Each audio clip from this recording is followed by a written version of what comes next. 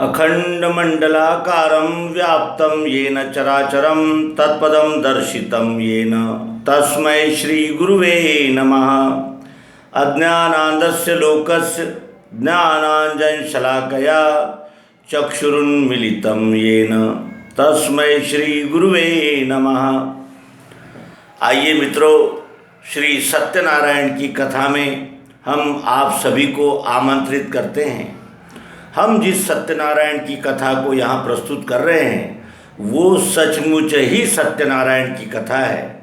इसमें जो कुछ भी बताया जा रहा है वो सब सत्य ही है। क्यों?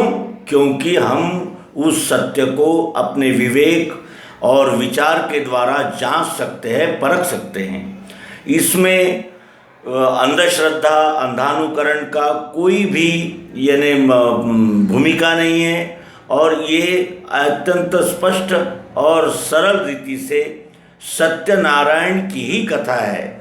और इस कथा को प्रस्तुत करने में शक्ति स्वरूपा माता राम सखी देवी जी, इनका चिंतन मनन हम अपने पाठकों के लिए प्रस्तुत करेंगे और उनके साथ, उनके मनन चिंतन के साथ एकाकार होकर हम भी उस सत्यनारायण का वास्तविक अनुभव ले सकेंगे।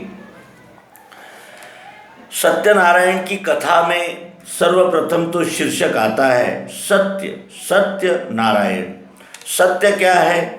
जो प्रत्यक्ष वस्तु रूप विश्वात्मा दिख रहा है, ये विश्व ही सत्य है।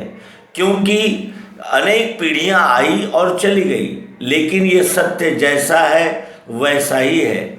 न ये कभी था ऐसा भी नहीं कह सकते, ये अभी है और ये ऐसा ही रहेगा ये भी कह सकते हैं। यानी सत्य जो है वो सदैव रहता है, स्थायी रहता है, नित्य रहता है। जो आदि में भी था, मध्य में भी है और अंत में भी रहेगा ही, उसका कभी नाश नहीं होता। वो त्रिकालाबाधित जो होता है वही सत्य है और सत्य ये विश्वरूप परमात्मा ही है। नारायण, इसमें अगर हम संधीय विग्रह करें, संधीय विच्छेद करें तो हमें दिखता है नार अधिक अयन। नार अधिक अयन, नार क्या है? तो ये प्रकृति ही नार है और उसमें रहने वाला, उसमें जिसका घर है, जिस प्रकृति में जिसका घर है वो नारायण। तो इस प्रकृति में किसका घर है? पृथ्वी जल अग्नि वायु आकाश मन धी और अहंकार, यही मेरे प्रकृति के 8 अंग है। तो मेरी प्रकृति यानी इस अक्षर आत्मा की प्रकृति, ये अक्षरात्मा प्रकृति में ही ओतप्रोत व्याप्त है और प्रकृति के द्वारा ही व्यक्त होता है। इसलिए नार अधिक अयन यानी प्रकृति में रहने वाला वो अक्षरात्मा ही नारायण है।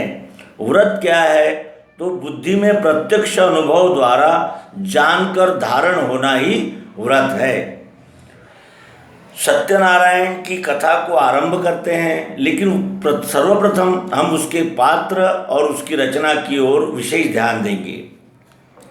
यह अक्षर सगुण प्रकृति जिसका अभिन्न निवास स्थान है वह अक्षर ब्रह्म ही सत्यनारायण है, जिसको प्रत्यक्ष अनुभव द्वारा जानकर बुद्धि में धारण करना है। इसको जानकर बुद्धि में धारण करना है, केवल सुनना और सुनाना नहीं है। तो इसे बुद्धि में धारण करना है, वह यह सत्यनारायण की कथा है। और पुरुष पात्र का परिचय प्राप्त करेंगे। श्री सत्यनारायण कथा में हम अनेक पुरुषों को यानी भूमिका करते हुए देखते हैं। आइए उनकी भूमिका की ओर अध्यात्म विज्ञान की दृष्टि से अगर देखें तो हमें दिखता है कि श्री सत्यनारायण क्या है? तो योग स्वरूप सद्गुरु ही है। योग स्वरूप सद्गुरु यह सत्यनारायण है। फिर इसमें नारद जी भी है। तो नारद जी कौन है? लोक संग्रह में लगे हुए ज्ञानी व्यक्ति जो भी है वो नारद है। नारद, जिनकी बात कभी रद्द नहीं होती, जो केवल सत्य ही कहते हैं, जिसको हम अनुभव के द्वारा, विवेक के द्वारा जांच सकते हैं। और ऐसे लोक संग्रह में लगे हुए व्यक्ति नारद जी हैं। फिर सूत जी और ऋषिगण कौन है? तो ये व्यास जी के शिष्य है। व्यास जी के संदेश को जन जन तक पहुंचाने में कार्यरत रहने वाले ये उनके शिष्य है, सूत जी और ऋषि। उसके अनंतर विष्णु भगवान। विष्णु भगवान कौन है? तो ये सतोगुण की विभूति है। विश्वरूप भगवान ये सतोगुण की विभूति है। सतानंद कौन है? तो ये मुमुक्षु ब्राह्मण है। मुमुक्षु का अर्थ होता है जिसको मोक्ष की इच्छा है, उसे मुमुक्षु कहते हैं। और ब्राह्मण भी है, तो ब्राह्मण किसे कहते हैं? जो ज्ञान विज्ञान का कार्य करते हैं उसे ब्राह्मण कहते हैं। तो सतानंद कौन है? मुमुक्षु ब्राह्मण है। लकड़हारा कौन है? तो प्रारब्ध भोगों से संतप्त जीव लकड़हारा है।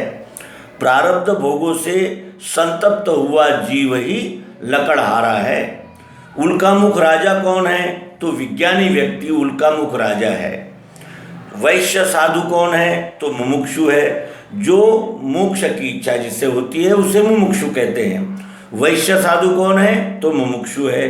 वणिक पुत्र ये कौन है? तो अभेद अनुभव, अभेद का अनुभव ही वणिक पुत्र है। और राजा चंद्रकेतु कौन है? तो मन है। राजा चंद्रकेतु मन है। राजा तुंगध्वज ये परोक्ष ज्ञानी है। पर अक्ष ज्ञानी जिन्हें आंखों के आगे न रखते हुए, यानी वस्तु दर्शन न करते हुए विश्वास रख लेना, इसे परोक्ष कहते हैं। और राजा तुंगध्वज जो है वो परोक्ष ज्ञानी है। और गोपक वाले कौन है? तो शूद्र वर्ण के अनुभवी व्यक्ति है। उन्हें अनुभव तो है लेकिन वो वर्ण से शूद्र है। अब ये शूद्र शब्द यहाँ जातिवाचक नहीं है, तो वर्णवाचक है। शूद्र का अर्थ होता है सेवा करने वाले। वो गोपक वाले शूद्र वर्ण के अनुभवी व्यक्ति है। अन्य कौन है? तो दूत, प्रहरी, चोर आदि जो अन्य भूमिकाएं इस सत्यनारायण की कथा में आएगी वो सम, संतोष, विचार और अहंकार आदि है। सम, संतोष, विचार और अहंकार आदि व्यक्ति यह दूत, प्रहरी, चोर आदि बने हुए हैं। इस कथा में उनकी भूमिकाएं हैं। फिर स्त्री पात्र की जानकारी लेंगे। तो स्त्री पात्र इसमें दो आते हैं, एक है लीलावती और एक है कलावती। लीलावती की सुपुत्री है कलावती। लीलावती कौन है? तो स्वकर्म बुद्धि, अपने स्वकर्म में लगी हुई बुद्धि ही लीलावती है। और कलावती कौन है? तो निश्चयात्मिका बुद्धि। निश्चयात्मिका बुद्धि यह पुत्री है स्वकर्म बुद्धि रूप लीलावती की। फिर नारद मुनि एक बार, यानी ये नारद मुनि जो अनुभवी ज्ञानी व्यक्ति है वो उन्हें हम नारद मुनि की भूमिका में देखते हैं। तो नारद मुनि मनुष्य लोक से आए मन की गति की कामना पूर्ति के लिए बहने वाली मनुष्य के अनेक विधि के कर्मफल भोगों से व्याकुल देख, यानी मनुष्य लोक से आए, यानी इस कामना प्रधान और कामना पूर्ति के लिए ही लगे हुए अनेक विधि के कर्मफल भोगों से व्याकुल हो चुके लोगों को देखकर नारद जी सोचने लगे कि इन सबों का दुख कैसे दूर हो। क्योंकि कामनाओं का ऐसा है, एक कामना पूर्ण होती है तो दूसरी जागृत होती है।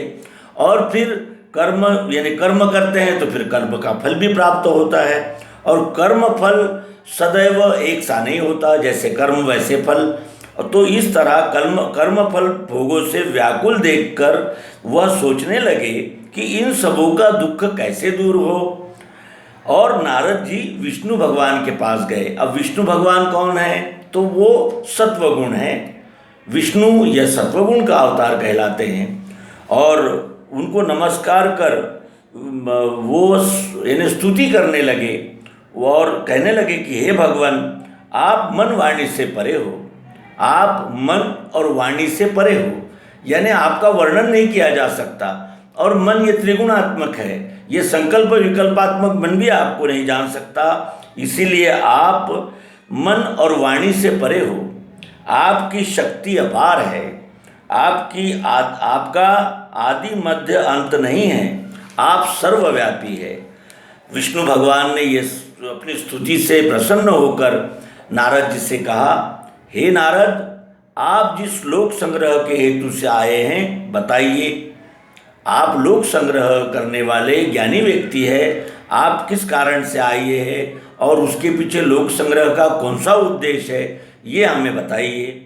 ये प्रश्न सुनकर नारद जी ने कहा कि भगवान मनुष्य के, ये कामना प्रधान मनुष्यों के कर्मफल भोग को देखकर और इनकी व्याकुलता को देखकर मैं अत्यंत दुखी होकर आपके पास आया हूँ। आप कुछ ऐसा मार्ग बताइए जिनसे इन सबका कल्याण हो सके। तो भगवान ने कहा कि मनुष्य के पास, यानी मनुष्य लोक के लिए और मनुष्य लोक के हित के लिए अत्यंत श्रेष्ठ प्रश्न किया है आपने, क्योंकि आप लोक संग्रही व्यक्ति है और समष्टि का हित चाहने वाले हैं। इसलिए आपने मनुष्य लोक के हित के लिए अत्यंत श्रेष्ठ प्रश्न किया है। हे प्रिय, परम पवित्र ऐसा एक व्रत आपको अब बताता हूँ जिसको धारण करने से मनुष्य मोहजाल से छूटकर भवसागर के पार जा सकता है। ये सत्यनारायण की कथा क्या है, इसको आचरण में लाने से, इसको जान लेने से मनुष्य मोहजाल से छूटकर भवसागर के पार जा सकता है। ऐसे दुर्लभ व्रत को मैं तुमसे कहता हूँ, ऐसा दुर्लभ व्रत दे रहा हूँ मैं आपको कि जिससे ये मनुष्य जो मोहजाल से व्याकुल हो गए हैं, ये मोहजाल से छूटकर भवसागर के पार हो जाएंगे। विष्णु भगवान का यह व्रत आध्यात्मिक, आधिदैविक और आधि भौतिक तापों को नष्ट करने वाला है। यह व्रत सर्वत्र विजय देकर धन, संतान, सौभाग्य को देने वाला है। ऐसा ये परम पवित्र और सर्व कल्याणकारी व्रत की कथा अब यहाँ से हम क्रमशः आपके सम्मुख प्रस्तुत करेंगे। पुनः हम इस कथा का जो उपलब्ध स्रोत है उसका उल्लेख करें।